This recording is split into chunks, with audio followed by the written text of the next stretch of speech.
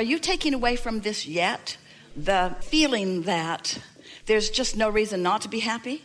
That you could get good enough at it that there's just no reason not to be happy? That doesn't feel so far-fetched to you. And do you know how remarkable that is? Do you feel how far you've come just in this conglomeration of conversation that we've had together, just in these few short minutes that we've been together today? And right now, more than ever before, you believe in happiness. You believe in your ability to align with what your inner being knows you want about everything. Talk about 3 wishes. Talk about endless goods flowing towards you and experiences. There's no reason for you ever to be disappointed. That is the distortion of all distortions. And it's not for any reason other than your ability to focus right now. And your ability to focus right now must not ever again be because you're focused on manifestations. That's not going to fly with you ever again. That doesn't cut it. Because that manifestation can change right now. Never again complain about a manifestation that is not pleasing to you, because they are changeable by you now. So that's like saying, I don't like what I'm creating. I'm disappointed in what I'm creating, not in what happened. I'm disappointed in what I'm creating, and I'm doing it now. And I'm not disappointed because of the subject of what I'm creating. I'm disappointed because of the process of creating right now. I've got it all balled up in some weird way. You see, you didn't come for the manifestation. You came for the manifesting. You didn't come for the creation. You came for the creating. You came because you were a creator, and a creator's got to create, you see. And so you've done most of the process. You sifted, you sorted, you put it in the vortex. It's there for you. But when you get crossways of that, then it starts bogging down, and your emotions tell you what to do. Your emotions tell you what to do. Disappointment is not an emotion you want to foster. Disappointing stories are not the stories you want to tell. Disappointments are not the things you want to regurgitate. Disappointments about anything are not the thing that make your world go round. Disappointments take you into the past where you have no power. Optimism takes you into the now and into the future where all of your power is. What life is and what the thrill of life is being on that brink of the next explosion into your mind. The next realization of this big thought, this big knowing, this big understanding, this big manifestation. Bigger manifest, bigger. You got to get over being disappointed before you can start the momentum toward what you want. You got to get over being lonely before you can start the momentum toward what you want. You got to get over feeling like it's not fair before you can get something that you want. Everything that we're talking about, we're trying to get you to a neutral zone, to this place where the resistance is all finally at bay, where you can wake up in the morning and start thinking some thoughts that are getting you in the direction of what you do want. This will help you a lot. Your inner being never looks back. So your inner being is not trying to mine anything that went anyway before in order to give you something now. Your inner being's not looking back. Your inner being's only looking forward. And so when you look back, it's almost always a minefield, almost always. But even in the wiping of it, can you feel that the wiping of it is an action that doesn't wipe it? It shines a light on it. I'm going to wipe that out. What? That. I'm wiping it out. I'm not going to think about it anymore. I'm not going to think about that anymore. Oh. You've got to change the subject. You got to change the subject. The subject has to be your happiness, not a relationship that you think is the path to your happiness. The subject is happiness. And there's happiness in so many subjects. Let's see.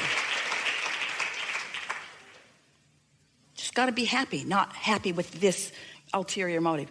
I want to be happy, universe, with a person. This is the law-based thing that you're wanting to extract from all of this. This is the nugget that you're looking for. If I don't want it, and in my not caring, I can get it. Now, stay with us, because that sucks in and of itself. If I don't care about it, and therefore I'm not resisting it, it will come easily. If I want it a little bit, and I have a little resistance, it'll be a little difficult. If I really want it and I really don't expect it or I really don't believe it, then I'm going to have a big time struggle. So the key is to want it, to want something a little, and let the desire for it grow naturally. Stay with us. To want it a little, or let's say want it generally. Want it generally, and then let the desire for it gather momentum. Because if you'll start with a general desire, you'll have less resistance in it. And law of attraction will cause that general desire to pick up speed. So it'll get more and more until you'll end up with a very healthy desire and no resistance. And then manifestations that are going to pop into your experience all over the place. Did you follow the formula? It's easy to have a life that's working out and to once again get hooked on conditions.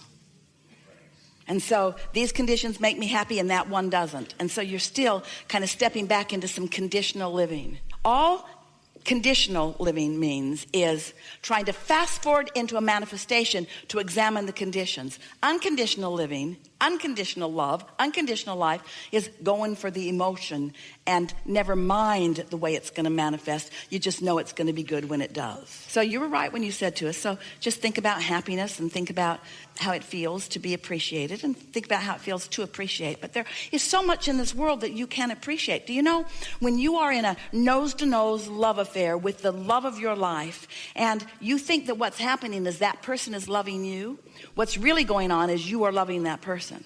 What's really going on is you're finding endless things about that person that your inner being agrees with. So it's just constant focusing yourself into alignment and using that person as the excuse. And you know, you could use 100 people and their best qualities to do exactly the same thing. And you could let those 100 people help you tune to what you want. And then someone who holds all of those manifested already or potential to manifest qualities that you have trained yourself to be active in your vibration make their way into your experience. It's just such a lovely thing. You know why we want this manifestation for you?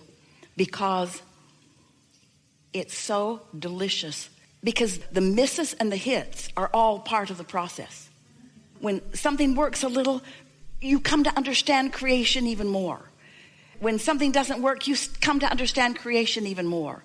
And once this gets rolling, you'll never, ever again doubt that you can be or do or have anything that you want. That's just a giving. It's just this sort of cat and mouse game that you begin playing with the universe in discovering your own readiness for when it's going to happen, you see. It's inevitable that it's going to happen. So, we're going to make a very strong statement. You can't get there from there. Now, stay with us. You can't get there from there. You can't get to a manifestation of something that you've got lots of resistance to. You can't get there from there. Just stay with us for a minute. Because it's not like the things we usually say to you. Because we usually say you can be or do or have anything. But we're saying this to you because we want you to sharpen your skills of creation because you're ready to do that. You can't get there from there. What do you mean, Abraham? You can't get to that manifestation that you want given the vibration that you're offering. Oh. So what's off in the vibration that I'm offering? You've got too much resistance for that to unfold easily. Well, what do I do about the resistance? Should I work harder? Should I think about it more? No, that will make the resistance more. What should I do? Get off the subject. Get off the subject. That will make the resistance less. You see, if you get it, and we're going to ask you if you do you believe that your vortex exists? Do you believe that there's a vibrational version already queued up for you? Do you believe that universal forces are arranging circumstances and events and that the cooperative components are all lined up for you? So if you believe that, then what is the piece that you've got to do? You've got to allow it. You've got to get yourself in the receiving mode, which means you got to be happy anyway. You got to be lighter about it. Well, how do you be light about something that you're heavy about? Don't think about it for a while and it will dissipate. And then next time you think about it in more general terms. It's like the movie that our friend was talking about. You have to reestablish your own communication between you and your inner being. And your inner being is not speaking to you in words. We sort of distort that when we're talking to you with all of these words. In fact, sometimes the words are so much it's like a hair blowing back experience for you. You'd be better off not even listening to all of these words. Your inner being is not speaking to you in words. Your inner being is offering blocks of thought which you are translating into impulses, into memories, into thoughts, you see. Do you feel how reluctant you are to let go of what you've been doing that isn't working? Only you will know by how it feels when you come across those thoughts. But we're suggesting that you start in a far more general place, such as, I'm living happily ever after, and the universe is yielding to me on so many fronts. And I really believe that whatever I want on any subject can come to me. And there's evidence of what I'm wanting coming to me in many, many ways. And I'm looking forward to the discovery of more and more avenues through which well-being can flow to me. And I'm certain that I have all kinds of desire that is lined up for me, that's in my vortex, that's being yielded to me. And I believe that the universe is yielding more to me than I'm maybe even able to receive. And I'm getting better and better at receiving it. And I really like this other stuff that I'm doing. And I really like understanding the laws of the universe. And I'm always looking for opportunities where I can help other people see how the laws of the universe are working too. And now we're going to get a little more specific. And you see if in getting more specific, you're still in that easy place. And I like the idea of being a deliberate creator. And I so like deliberately creating among others who are deliberately creating. It's so fun to meld my mind with others. And it is so much fun to watch the universe bring to me the cooperative components of what I'm looking for. And therefore, it is illogical to me that the universe would not already have worked out cooperative components to co-create with me on many fronts. Companionship is just a really natural thing on all subjects. There really isn't anything that I ever really do alone. There are almost always others around that I can bounce off of or that I can respond to in some way. This is a cooperative universe. This is a collaborative universe. The universe knows who I am and what I want. And the universe knows, now we're going to get a little specific, maybe too specific for you. The universe knows who I am and what I want relative to all topics, and even relative to this topic of companionship or partnership. The universe knows who I am and what I want. The universe has been watching my expansion and evolution. The universe knows exactly where I am.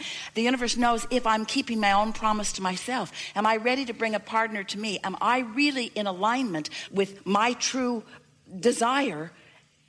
Because if I'm really in alignment with my true desire, then I'm ready for the universe to yield that true desire for me. But if I'm not quite ready, then I really don't want the universe to yield it to me, even though I know the universe is going to yield to me, because law of attraction can't keep that from happening. So a person comes to me who's not quite right because I'm not quite right yet with my own desire. I have more opportunity to work more of the bugs out, more opportunity to really discover who I am, more opportunity to not care so much what others are thinking around me, more opportunity to flow the energy and not be so aware of how others are responding to the energy that I'm flowing. I'm getting ready to be ready for it. And when I'm ready, the evidence will show itself to me. I appreciate how the universe brings me an exact replica of whatever I've got going on vibrationally, so that I can see it, so that I can take the hit of it, so that I can feel the disappointment of it, so that I can take the bounce of it, so that I can launch the rocket of it, so that I can begin again, becoming more specific from a very beginning place of generality. When you finally made the decision that you were going to do something different, that decision was your grid filling in. That was you having asked and asked and asked, getting the vortex going and going and going, and at a moment of little or no resistance, that determination came to you and you knew what you were going to do. Remember how clear you felt? In fact, you're still feeling sort of clear about it because you were wanting to convince us all of that turning point here and now. So turning points, you like the word turning points? Turning points are often the grid filling in with an idea that you are now ready for. It's not that the idea isn't there. It's that you're not ready for the idea. It isn't that you're not ready for the idea because you don't want it, because you do. It's because you're not ready for the idea because you're not a vibrational match to the desire. You're a vibrational match to the absence of the desire. Feel the difference? So you ready yourself for what's in your vortex by feeling better. And you feel better by leaving out the things that don't feel good and focusing on the things that do feel good. So it is this simple. Take the handful of things that feel good and just run them into the ground. Have you ever had a good joke that you just want to tell to everybody? Pretty soon you're repeating it again to the same people, and they're saying, dude, I heard that. I laughed the first 5 times. It's over for me. But you know how fun it is to get hold of something that feels good, that you can delight yourself and others with.